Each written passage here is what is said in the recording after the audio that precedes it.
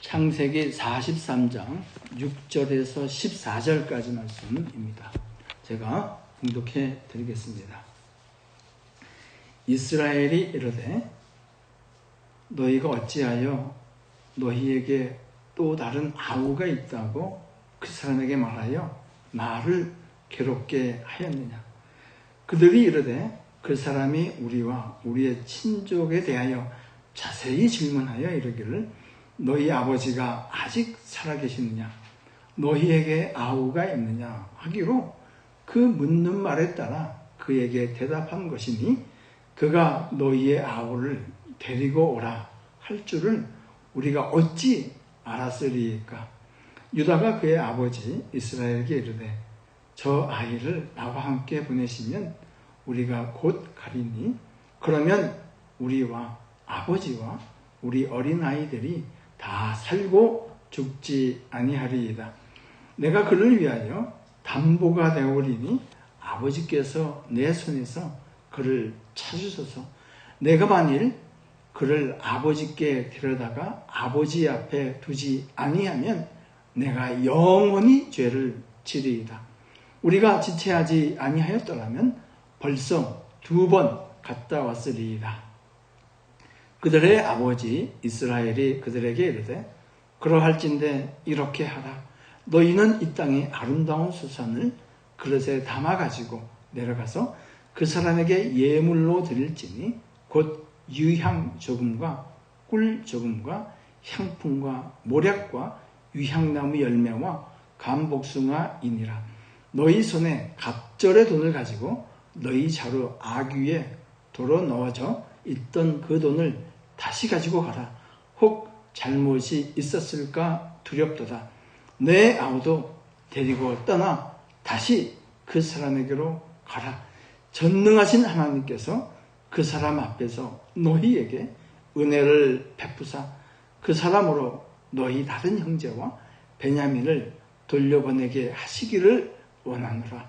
내가 그 자식을 잃게 되면 이르리로다. 아멘. 기도하고 하나님 말씀 나누겠습니다. 아버지, 이 시간 주신 말씀 가운데 다 같이 나아갑니다. 주님의 보혈을 일곱 가운데 뿌려주시옵소서. 성령 하나님 운행하여 주시옵소서. 이것이 살아계신 하나님의 신명한 말씀 되어서 우리를 변화시키고 하나님 앞에 새로워지는 역사를 이루는 생명의 말씀 되게 하여 주시옵소서. 감사하며 예수님 이름으로 기도하옵나이다. 아멘.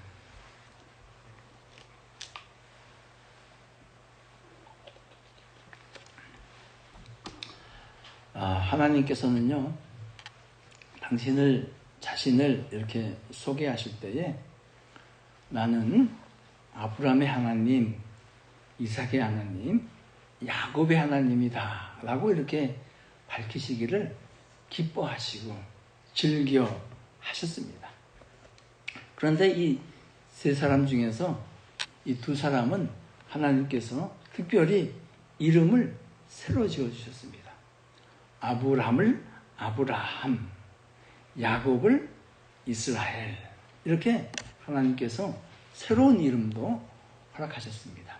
원래 아브람이라는 말은 뜻은 높은 아버지라는 뜻입니다. 아비가 그 히브리어로 아비라는 뜻이거든요. 근데 아브라함은 열국의 아버지라는 뜻입니다. 그래서 이름을 바꿔주심으로 말미암아 정말 아브라함의 삶이 모든 믿는 자의, 모든 민족의 아버지가 되는 그 삶을 그렇게 이루어 주신 것이죠.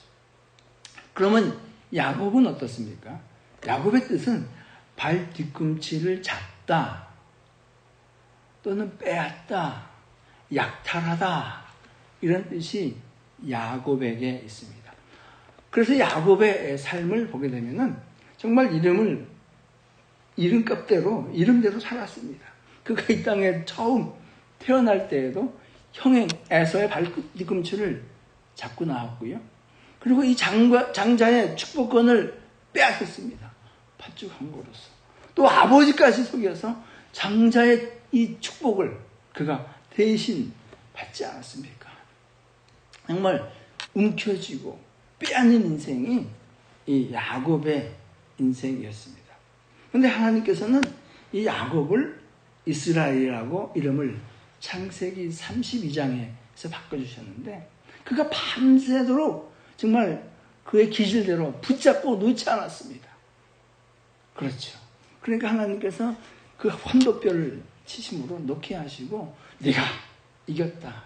정말 이겼다고 이겼다 한 것은 아니죠. 네가 이겼다. 나를.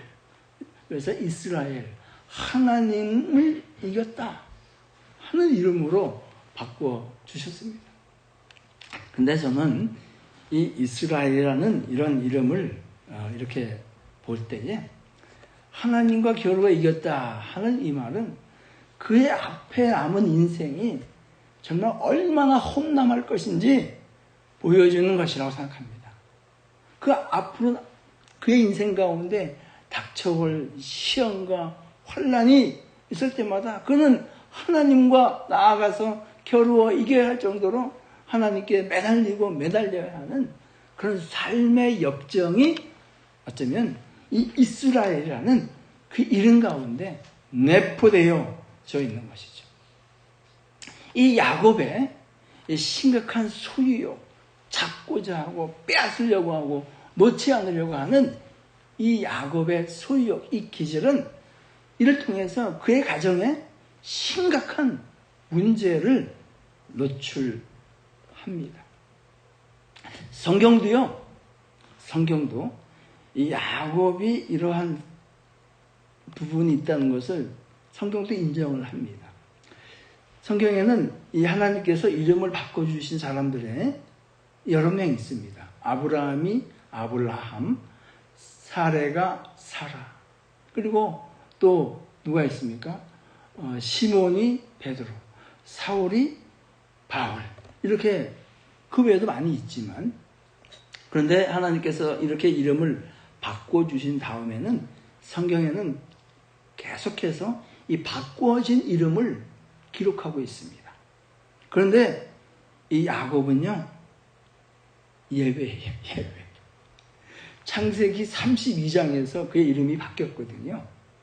근데 창세기 49장을 가게 되면은 야곱이 이제 이 땅을 떠날 날을 얼마 남지 아니하고 이 아들들을 다 불러 모아놓고 축복하고 예언하는 장면이 나옵니다. 그때 성경이 야곱을 소개할 때 야곱이라고 했겠어요? 이스라엘이라고 했겠어요? 이미 32장에서 바뀌었어요. 그리고 내일 모레면 이 세상 떠날 뿐이에요. 뭐라고 했겠습니까? 이스라엘이라고 한 게 맞는 것 같잖아요. 이미 이름이 바뀌었으니까. 근데 성경은 어떻게 기록을 하고 있는가? 창세기 49장 1절 말씀 읽어주세요. 다 같이 시작. 야곱이 그 아들들을 불러 이르되 너희는 모이라. 너희가 후에 당할 일을 내가 너희에게 이르리라. 성경은 여전히 이제 세상을 얼마 남지 않은 이 야곱에 대해서 이스라엘이라고 하지 아니하고 야곱이라고 부르고 있습니다. 그래서요, 저는 성경을 읽다가 이런 상상을 좀 해봤습니다. 만약에 그 에서가 이제 400명을 데리고 이렇게 오잖아요. 야곱을 죽이려고. 야곱이 그날 밤에 이 밤새도록 씨름을 붙잡고 씨름을 하잖아요. 그때 저 같았으면 아니면 여러분 같았으면은 이렇게 했으면 어땠을까요? 겸손하게 하나님께 무릎을 꿇고 주님 저를 불쌍히 여겨주시옵소서. 은혜를 베풀어 주시옵소서. 오로지 구할 것은 하나님의 은혜밖에 없습니다. 하고 눈물로 정말 무릎 꿇고 기도했다면 그래도 하나님께서 이스라엘이라는 이름을 지어주셨을까요?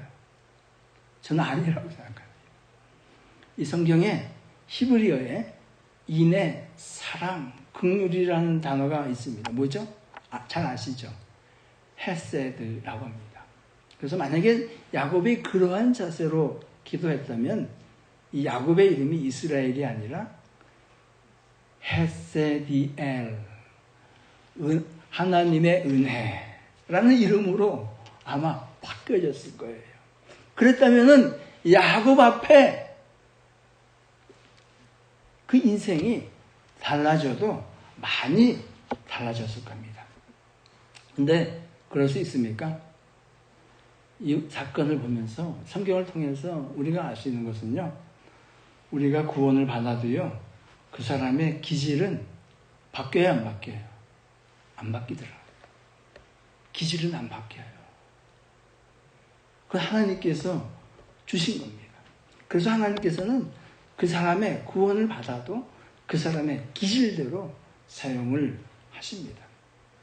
사실 이 야곱의 가정도요, 이 야곱의 이 소유욕, 붙잡고 빼앗고 놓지 않으려는 이 기질 때문에 많은 어려움을 그 가정에 당합니다. 많은 부분이 야곱 때문이었어요. 사실 딸 디나가 욕을 당한 것도 야곱 아버지 때문이고요. 큰아들 그 르우벤이 그 라헬의 여종 비라를 그 욕보인 사건도 사실은 따지고 보면 아버지 때문이에요. 야곱 때문이에요. 왜 그런지 아세요?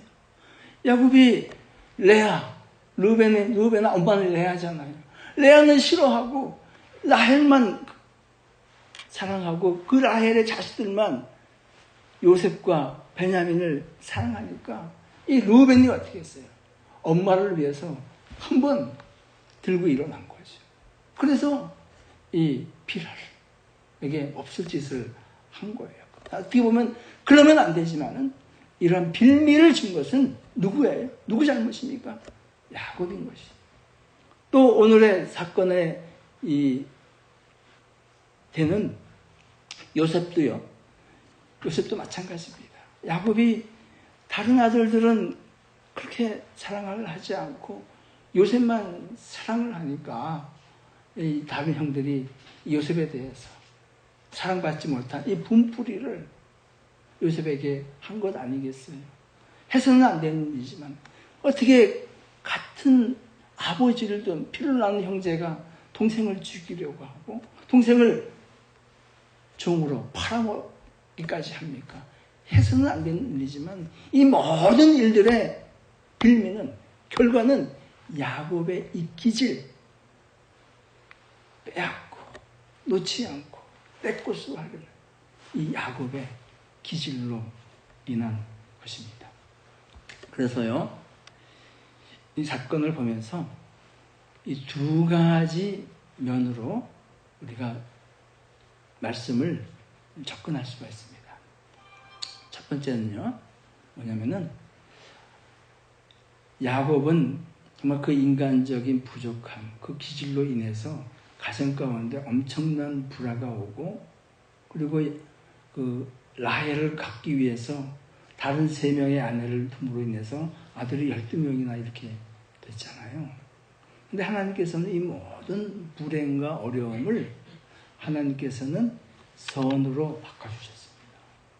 이게 성경이 하신 말씀이에요. 근데 당사자 야곱은 그거 알았을까요? 몰랐을까요? 여러분 같으면은 힘들고 어려운 일 당할 때, 이게 하나님이 앞으로 어떻게 해주실 거니까 내가 참아야지. 그렇게 합니까? 못하죠. 괴롭고 힘든 것이. 고통스러운 거예요. 야곱도 마찬가지예요. 창세기 42장 36절을 한번 보면은 야곱이 이 고통 가운데 어떻게 말을 하냐면은 저 빨간 줄 친 거 보세요. 다 나를 해롭게 하미로다. 영어로는 all these things are against me. 모든 게 나한테 해롭다는 거예요. 이 말을 제가 요즘 시대의 말로 하면 이런 거겠죠. 정말 왜들 이러냐. 너희들이 나를 죽이려고 작정을 했구나. 아니면 정말 되는 일이 하나도 없구나 하는 말이 다 나를 해롭게 한다 하는 이 탄식이에요.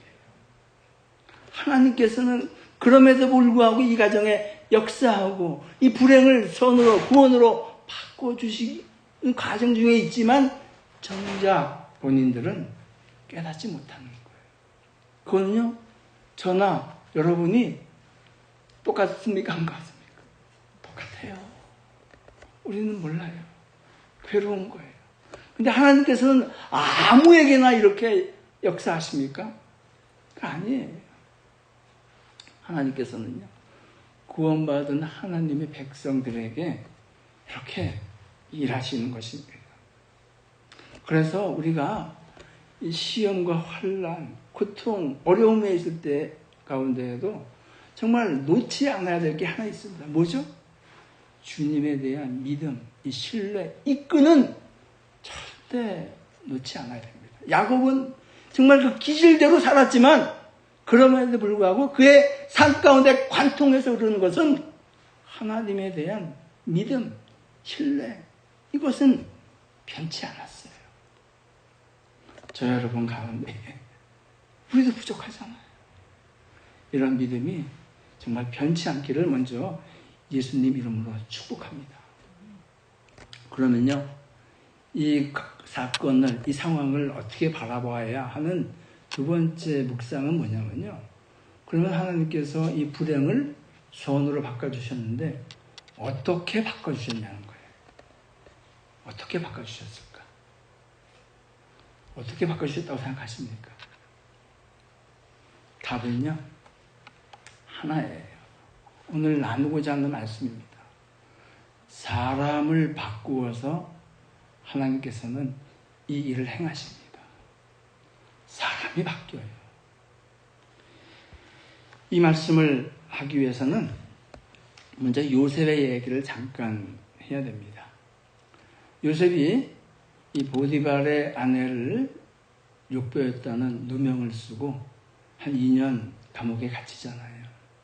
그리고 그가 감옥에서 어떻게 나왔습니까? 바로의 꿈을 해석을 해서 나오지 않습니까? 바로의 꿈은 이런 것이었습니다. 7년 동안 큰 풍년이 오고 곧 이어서 7년 동안 큰 흉년이 온다는 것이었죠. 그러니까 바로에게 이 요셉이 어드바이스를 합니다.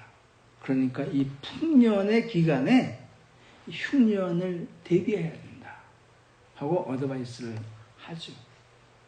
그랬더니 바로가 뭐라 그럽니까? 그럼 바로 너야. 네가 이 나라를 잘 그렇게 대비할 수 있도록 좀 책임지고 해줬으면 좋겠다 해서, 그래서 바로에 의해서 요셉이 애굽의 2인자가 되죠. 오늘 이 사건은요, 이 흉년이 들었을 때입니다. 그 흉년 중에서 2년째 되었을 때 이 사건이 일어납니다. 이 사건의 시작은 42장 1절에서 시작이 됩니다. 42장 1절 다시 읽어주세요. 시작. 그때에 야곱이 애굽에 곡식이 있음을 보고 아들들에게 이르되 너희는 어찌하여 서로 바라보고만 있느냐. 여기 야곱의 가정이 크게 굶주렸습니다. 흉년에. 이 말씀이 의미하는 것은 더블 미닝이 있어요. 육신적으로도 굶주렸지만은 그들의 영적인 상태도 아주 피폐하고 굶주렸다는 거예요. 이 가정이 그런 상태였어요.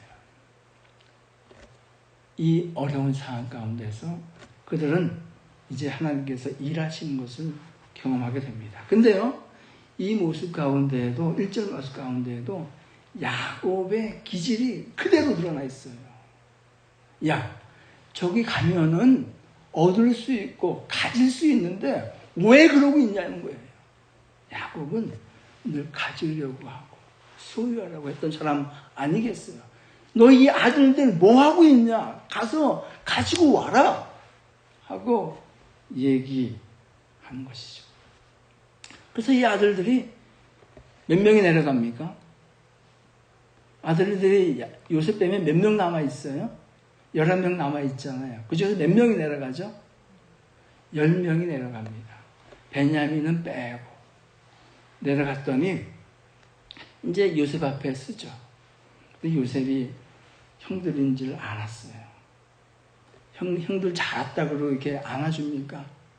아니, 너희들 이 애굽 땅을 정탐하러 온 스파이야 하고 다 외치죠. 그랬더니 이 형들이 뭐라고 그럽니까? 얼마나 무섭겠어요. 그때 이 사람들이 뭐라고 그러냐면은 자신들이 누구인지를 이야기를 합니다. 창세기 42장 13절 말씀 읽어주세요. 다 같이 시작. 그들이 이르되 당신의 종 우리들은 12 형제로서 가나안 땅 한 사람의 아들들이라. 막내 아들은 오늘 아버지와 함께 있고 또 하나는 없어졌나이다. 이렇게 자신들이 누군지 틀림없는 사실이잖아요. 이걸 얘기를 합니다. 우리는 사실인지 알고 있죠. 그랬더니 요셉이 뭐라 그럽니까? 바로 그거야. 너희들 이 말이 사실인지 내가 어떻게 하냐.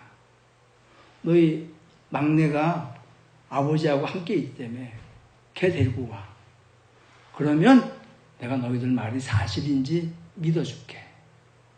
하는데 너희들 중에서 한 사람만, 나머지는 여기 있고 한 사람만 가. 이렇게 얘기합니다. 그리고는 11명 전부를요, 감옥에 가둡니다. 감옥에 며칠 동안 가뒀는지 아세요? 3일을 가둬요. 3일을. 3일을 왜 가뒀겠어요? 생각해보라는 거예요. 너희들이 왜 갇혔는지, 왜 이런 일을 당했는지 생각해보라고 생각할 시간을 준 거죠. 요셉도 생각했을 것입니다. 3일이 지난 다음에 그들을 옥에서 풀어준 다음에 요셉이 이렇게 얘기합니다. 10명 다 갇혀있지 말고 1명만 갇혀있고 나머지는 이 공부를 가지고 빨리 가라. 너희 가정이 굶고 있지 않느냐 하고 보내줍니다. 근데 보내주면서 한마디를 합니다. 다음에 여기 다시 올 때 너 막내 아들, 막내 동생 안 데리고 오면은 다시는 나 못 볼 줄 알아라. 올 생각도 하지 마. 그리고 얘는 내가 죽여버릴 거야. 하고 얘기를 합니다. 그리고는 그 자루에 그들이 가져왔던 돈도 다 넣어서 돌려보냅니다. 그들이 이제 집에 왔습니다. 집에 왔더니 어떻게 해요? 아버지가 딱 보니까 어떻습니까? 한 해가 없어졌잖아요. 그러니까 곧이곧대로 얘기 안 할 수가 없는 것이죠. 그래서 아버지한테 얘기를 합니다. 그 얘기를 들은 아버지가 뭐라고 야곱이 아들들에게 얘기했을까요? 그 말씀이 이 36절, 38절, 42장 한번 같이 읽겠습니다. 시작. 아버지 야곱이 아들들에게 말하였다. 너희가 나의 아들들 다 빼앗아 가는구나. 요셉도 잃었고 시므온도 잃었다. 그런데 이제 너희는 베냐민마저 빼앗아 가겠다는 거냐? 하나같이 다 나를 괴롭힐 뿐이로구나. 야곱이 말하였다. 막내를 너희와 함께 그리로 보낼 수는 없다. 이 아이의 형은 죽고 그 아이만 홀로 남았는데 그 아이가 너희와 같이 갔다가 또 무슨 병을 당하기로도 하면 어찌하겠느냐? 너희는 이 백발이 성성한 이 늙은 아버지가 슬퍼하며 죽어서 스올로 내려가는 꼴을 보겠다는 거냐? 이게 세 번역입니다. 좀 리얼하죠? 이렇게 아버지가 얘기합니다. 뭐예요? 내가 내 눈에 흙이 들어가기에는, 아니 내가 지옥에 가더라도 얘는 못 보내! 하는 얘기죠. 그런데 이제 이 아들들이 가져온 곡식을 다 먹었습니다. 그리고는 애들들 보이고 다 봤더니 뱃속에서 꼴꼴하는 소리가 들리는 거예요. 생으로 굶고 있어요. 43장 1절 말씀, 2절 말씀 읽겠습니다. 시작. 그 땅의 기근이 더욱 심해갔다. 그들이 이집트에서 가져온 곡식이 다 떨어졌을 때에 아들들에게 말하였다. 다시 가서 먹을 거리를 조금 사오너라 하고 이렇게 얘기했습니다. 근데 갈 수 있습니까? 못 갑니까? 이제 누가 총대를 낸 줄 아십니까? 유다가 총대를 메고 얘기합니다. 아버지, 그 애굽에 있는 그 사람이요, 우리한테 이렇게 얘기했어요. 니네들 막내 동생 데리고 오지 않으면은 여기 올 생각도 하지 마. 너희들 내 스파이 혐의로 이 시므온, 이 친구뿐만 아니라 너희들도 다 죽을 줄 알아. 이렇게 얘기한 거예요. 그러니까 이 야곱에게 아버지, 저 베냐민 없이는 우리가 못 갑니다. 하고 이 유다가 총대를 메고 아버지 야곱에게 얘기했습니다. 그 얘기를 들었을 때 야곱이 순순히 베냐민 내주었을까요? 어때요? 아니죠. 내가 수월에 내려가더라도 내가 이 베냐민만은 절대 못 내주겠다고 야곱이 얘기했잖아요. 그래서 이 4절과 5절은 이 유다가 총대 메고 한 얘기니까 한번 읽어보겠습니다. 시작. 우리가 막내를 데리고 함께 가게 아버지께서 허락하여 주시면 다시 가서 아버지께서 잡수실 것을 사오겠습니다. 그러나 아버지께서 막내를 보낼 수 없다고 하시면 우리는 갈 수 없습니다. 그분이 우리에게 말하기를 너희가 막내 아우를 데리고 오지 않으면 다시는 나의 얼굴을 못 보시다 하였기 때문입니다. 지금 못 가는 이유를 누구 탓하고 있어요? 아버지 때문에 지금 우리 못 가는 거예요. 굶기 싫으면 빨리 보내주세요. 쟤하고 같이. 이런 얘기하는 거예요. 이 얘기를 들은 야곱이 뭐라 그랬을까요? 미안하다. 내 생각이 짧았다. 그랬겠어요? 어떻게 얘기했겠어요? 여러분 같으면 뭐라고 그러겠어요? 6절 말씀 읽어주세요. 다 같이 시작. 이스라엘이 자식들을 탓하였다. 어찌하려고 너희는 아우가 있다는 말을 그 사람에게 해서 나를 이렇게도 괴롭히느냐. 자, 아들들은 아버지 탓하고 자식은 아버지 탓하는 거예요. 너희들 왜 동생 있다고 얘기했냐? 멋담시 얘기했냐? 이런 얘기예요.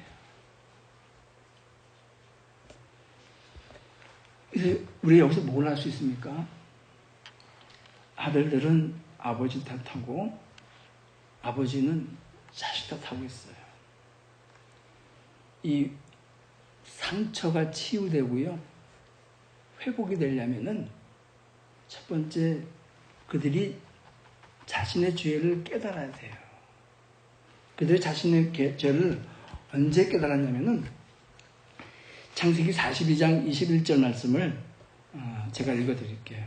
그들이 서로 말하되 우리가 아우의 일로 말미암아 범죄하였도다. 그가 우리에게 애걸할 때에 그 마음의 괴로움을 보고도 듣지 아니하였으므로 이 괴로움이 우리에게 임하도다. 여기 되어 있죠? 그러니까 먼저 하나님께서 사람을 변화시키시고 회복시키시고 치유하는 첫 번째 단추는 뭐냐면은 죄를 깨닫는 거예요. 3일 동안 갇혀 있은 다음에 나와서 이 요셉이 그때 구덩이에서 형 제발 좀 살려줘. 왜 그래? 내가 뭐 잘못했다고 그래? 하고 목숨을 애걸할 그때도 우리가 그를 돌아보지 않았다. 지금 우리가 이 어려운 일 당하는 것은 다 그 죄 때문이다 하고 죄를 깨닫는 거예요. 두 번째는 오늘 아버지하고 아들들이 오가는 대화예요. 서로 뭐 하죠? 아들들은 아버지 탓, 아버지는 아들 탓. 서로 남의 탓하고 있는 거예요. 이게 다 드러나야 돼요. 쓴물이. 이것이 회복의 단계입니다. 상처가 치유되는 단계예요. 이 단계를 거쳐야 하나님께서는 그 모든 상처를 싸매어 주시고 회복하여 주십니다. 자, 그러면요, 이 말씀을 아버지의 말을 들었을 때에 또다시 유다가 아버지 앞에 나가서 얘기합니다. 그 말씀이 8절에서 10절까지 기록되어져 있는데 제가 이것을 간단하게 정리를 해봤습니다. 제가 두 가지 버전으로 제가 말씀을 드릴게요. 여러분이 선택을 하세요. 성경에는 유다가 어떤 톤으로 어떻게 아버지한테 야곱에게 얘기했다는 말씀이 안 나와 있어요. 자, 첫 번째 1번이에요. 아버지, 막내를 데리고 가게 해주세요. 내가 책임지고 데려갔다 올게요. 그래야 아버지도 이 어린 손자들도 다 굶어 죽지 않을 거잖아요. 정말 얘들을 굶어 죽일 작정이세요? 아버지, 베냐민은 내가 책임지고 데리고 갔다 오겠습니다. 만약에 걔한테 무슨 일이 생기면 평생 제가 그 죄값 받을게요. 아버지가 보내줬으면 벌써 2번이나 갔다 왔겠습니다. 하고 야곱에게 이렇게 얘기한 것이 1번이에요. 2번은요. 다음 넘겨주시면 말은 비슷해요. 어떻게 얘기했을까요? 아버지, 막내는 제가 데리고 갔다 오겠습니다. 안 그러면요, 아버지도 저희도 이 손자들도 다 굶어 죽습니다. 아버지, 베냐민은 제가 꼭 책임지고 데려갔다 올게요. 만약에 베냐민이 잘못되면요, 그 책임은 제가 다르게 평생 받겠습니다. 아버지 갔으면은 벌써 2번이나 갔다 왔겠습니다. 이 2번이에요. 유다가 어떻게 얘기했을까? 1번이에요, 2번이에요. 1번이에요, 2번이에요. 2번이에요. 그 전에는 아버지는 아들 탓, 아들은 아버지 탓 했는데 지금은 유다가 뭐라고 해요? 다 제가 책임지겠습니다. 제 탓입니다. 이 회복의 역사입니다. 서로 불행하던 사람들이 이제는 자기 책임이래요. 내가 잘못했대요. 이 회복이 되는 것이죠. 이렇게 심령의 변화가 이 아들 가운데 있었습니다. 이 말을 들었을 때 아버지 야곱은 어떻게 대답했을까요? 자, 또 한번 얘기하겠습니다. 내가 한 번 속지 2번 속냐? 그랬을까요? 아니면 뭐라고 얘기했을까요? 아버지, 이 이스라엘도 야곱도 심령의 변화가 일어났습니다. 이게 하나님께서 하시는 일이에요. 11절 말씀 읽어주세요. 시작. 아버지 이스라엘이 아들들에게 말하였다. 꼭 그렇게 해야만 한다면 이렇게 하도록 하여라. 이 땅에서 나는 것 가운데 가장 좋은 토사물을 너희 그릇에 담아가지고 가서 그 사람에게 선물로 드리도록 하여라. 유향과 꿀을 얼마쯤 담고 향품과 모략과 유향나무 열매와 감복숭아를 담아라. 야곱이 내가 지옥에 가는 한이 되어도 안 된다. 그런데 드라마틱하게 심령의 변화가 있었습니다. 그리고는 어떻게 해요?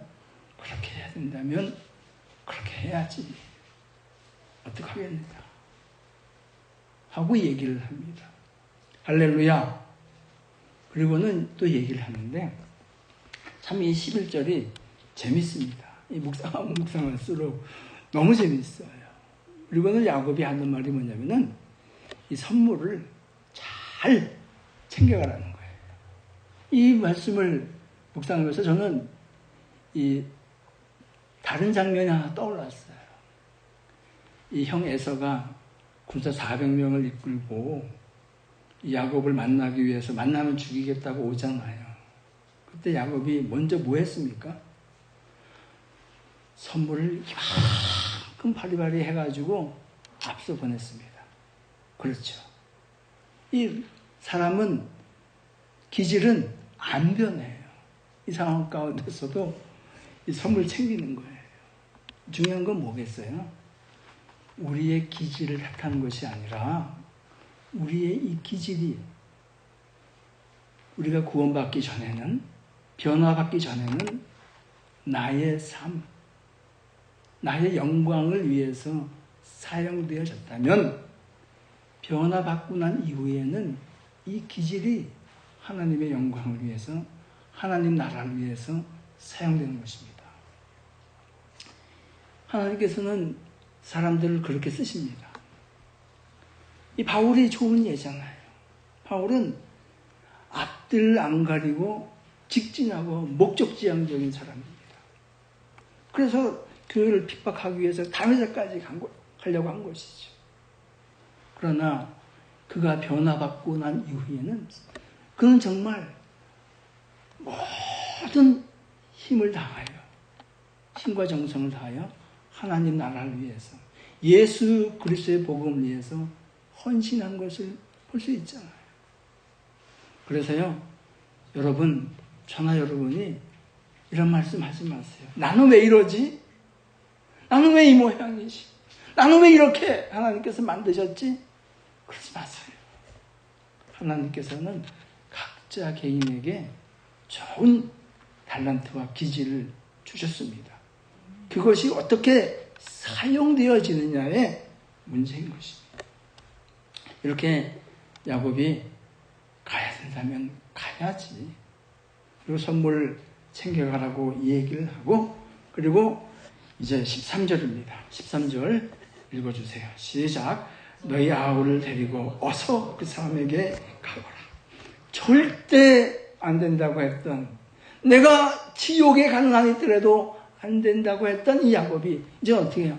어서 가라는 거예요. 어서 가라는 거예요. 그가 평생 움켜쥐고 잡고 빼앗고 했던 이 사람이 이제는 어떻게 합니까? 놓는 거예요. 풀어놓는 거예요. 이때 하나님의 회복이, 역사가 일어납니다. 여러분, 이 야곱이 이 아이 데리고, 베냐민 데리고 어서 가라고 할 때에 그가 자포자기한 심정으로 그렇게 했어요? 그렇지 않습니다. 그는 모든 것을 자기의 힘으로 잡고 움켜쥐고 했던 이 야곱이 이제는 손을 피는 거예요. 벌리는 거예요. 내놓는 거예요. 누구에게? 전능하신 하나님께 그 삶을 내려놓는 것입니다. 맡기는 것이에요. 14절 말씀 읽어주세요. 다 같이 시작. 너희들이 그 사람 앞에 설 때에 전능하신 하나님이 그 사람을 감동시켜서 너희에게 자비를 베풀어 해주기를 빌 뿐이다. 그가 거기에 남아있는 아이와 베냐민도 너희와 함께 돌려보내준다면 더 바랄 것이 없겠다. 자식들을 잃게 되면 잃을 것이지 난들 어떻게 하겠느냐. 어떻게 해요? 이 놓으면서 누구에게 기도합니까? 누구의 은혜를 구하고 있습니까? 전능하신 하나님께 은혜를 구하고 있는 것입니다. 이 성경에는 하나님의 이름을 여러 가지로 말씀합니다. 엘로힘 하면은 뭐죠? 창조주 하나님. 여호와 이레 공급하시는 하나님. 여호와 니스 승리의 하나님. 승리를 주신 하나님. 또 여호와 샬롬 평강의 하나님. 여호와 라파 치료하신 하나님. 오늘 이 전능하신 하나님은 무슨 하나님입니까? 엘 샤라이 전능하신 하나님. 이스라엘 사람들이 가장 좋아하는 하나님의 이름입니다. 이 전능하신 하나님 앞에 나의 삶을 이제 드립니다. 나의 주도권을 하나님 앞에 맡겨드립니다. 내가 잡고 있던 것 이제 놓습니다. 하고 놓는 것이죠. 전에는 삶의 주도권이 자기에게 있고 늘 움켜쥐고 빼앗으려고 했던 이 야곱이 이제는 삶의 주도권이 하나님께 있다고 인정하고 또 그렇게 행동을 하고 있는 것입니다. 내가 지옥에 가기 전까지는 놓을 수 없다고 했던 가장 소중한 부분까지도 이제는 내어드리고 있습니다. 오늘 하나님께서는 어떻게 회복을 하여 주시는가 하는 말씀 나누었습니다.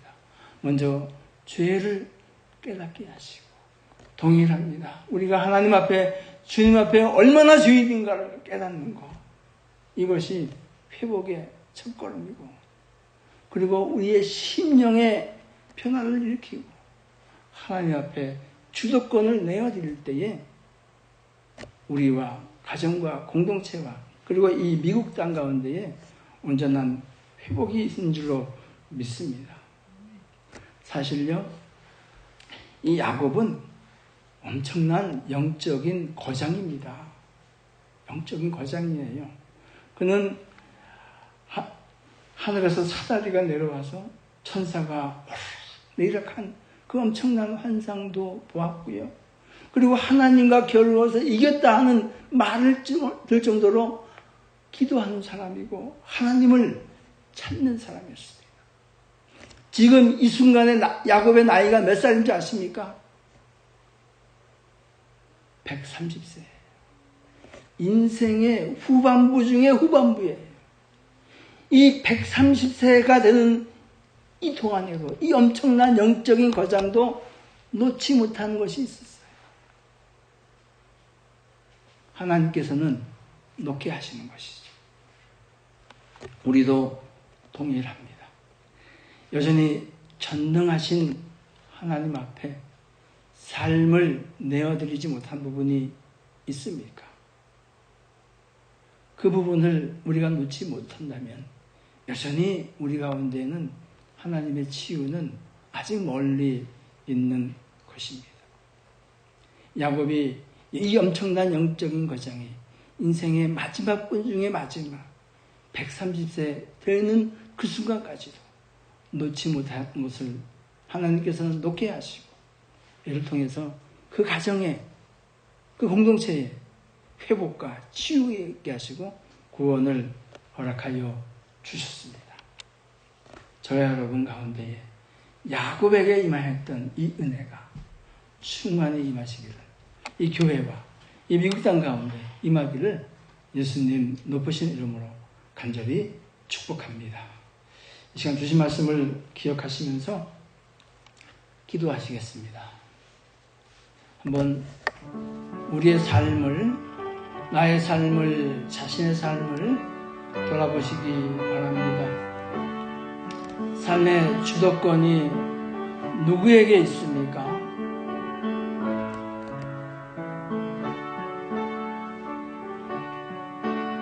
전능하신 하나님께 우리의 주도권을, 우리가 움켜쥔 것을 놓을 때에 하나님의 은혜가 임합니다.